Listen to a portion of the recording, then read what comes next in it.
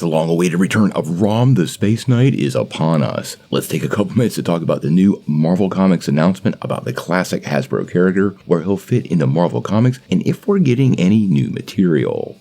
Well, earlier today we were hit by a fairly interesting surprise from Marvel Comics. The team announced that the classic character, Rom the Space Knight, will finally be returning to the Marvel Universe. Well, kind of.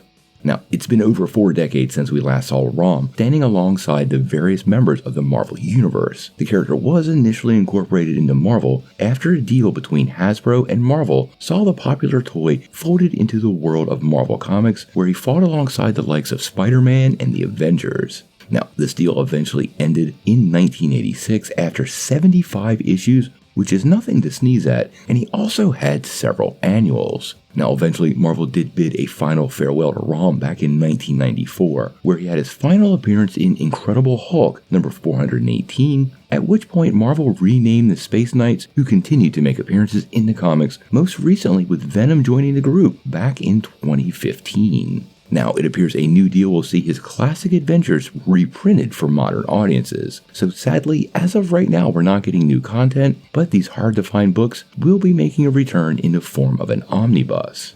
Now, this collection of stories by industry legends Sal Buscema and Bill Mantlo, alongside various other Rom guest appearances, will be reprinted for the first time ever in Rom The Original Marvel Years Omnibus Volume 1. Now, this will go on sale next January, so there is quite a wait for the project, but coming this September, Marvel is actually going to do a facsimile reprint of Rom number 1, which should give fans a bit of a taste of the character and reintroduce him to a whole new generation of comic collectors. Now, currently, IDW Publishing has a deal with Hasbro for Rom, and the last story released for that was not too long ago in 2020. So right now, it's unclear whether Marvel will produce new stories ever for the character, or if this is just a reworking of the classic material. Remember, Marvel did this recently with Planet of the Apes, and it generated a lot of fan excitement, so I am pretty curious on what else they are going to bring back from this era, and I suspect a lot of these little Marvel projects that have been lost to time we might be seeing once again. Now, we did get a couple of covers of the upcoming work, including the original Rom number 1 cover, which was created by the legendary Frank Miller. Additionally, we have a never-before-seen Rom cover from the late, great George Perez, adding some really cool energy to the much-needed project.